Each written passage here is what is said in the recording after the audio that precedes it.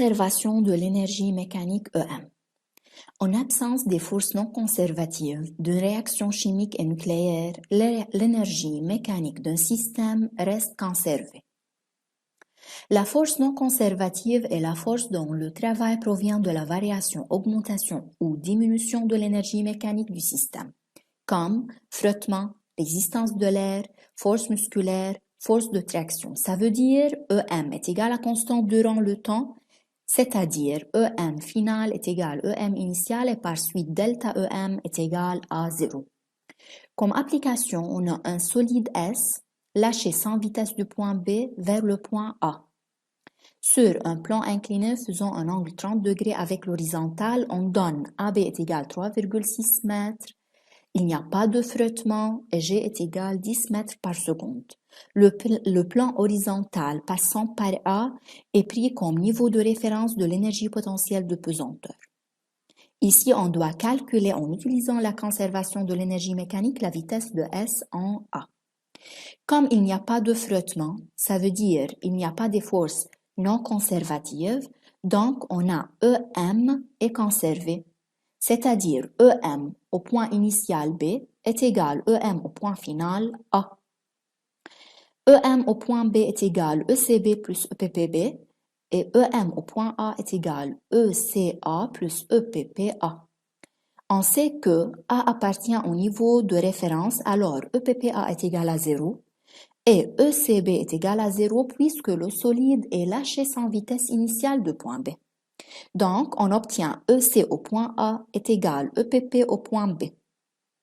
EC est égal à 1 demi fois M fois VA au carré et EPPB est égal à M fois G fois H. H ici est égal à AB fois sinus 30.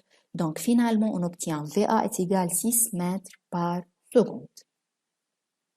Non-conservation de l'énergie mécanique. En présence d'une force non conservative comme le frottement, la résistance de l'air, etc., d'une réaction chimique et d'une réaction nucléaire, l'énergie mécanique d'un système ne reste pas conservée au cours du temps. Donc, il y a augmentation ou diminution de l'énergie mécanique. Ça veut dire que EM initial est différente que EM final. Donc, EM final moins EM initial différente que 0 et par suite delta EM différente que 0 et plus précisément delta EM est égal à la somme des travaux des forces non conservatives. Comme application, soit un solide S de masse M est égal à 2 kg lancé du point A avec une vitesse 4 mètres par seconde vers le point B sur une trajectoire rectiligne horizontale.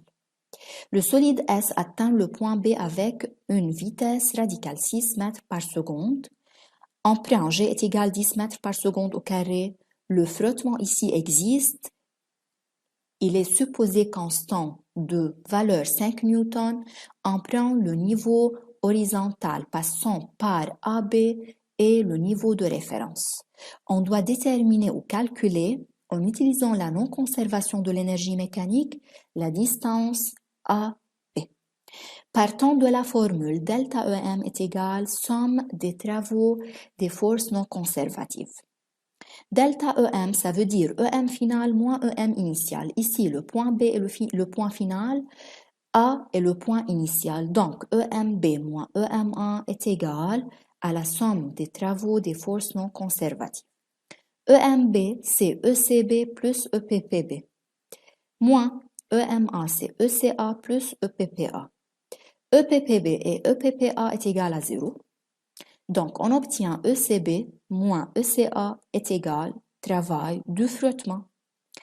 ECB, c'est 1 demi fois M fois VB au carré, moins 1 demi fois M fois VA au carré, est égal le travail de frottement C, moins F fois AB. Donc, finalement, on obtient AB est égal 2 mètres. C'est la fin du chapitre. Merci pour votre attention.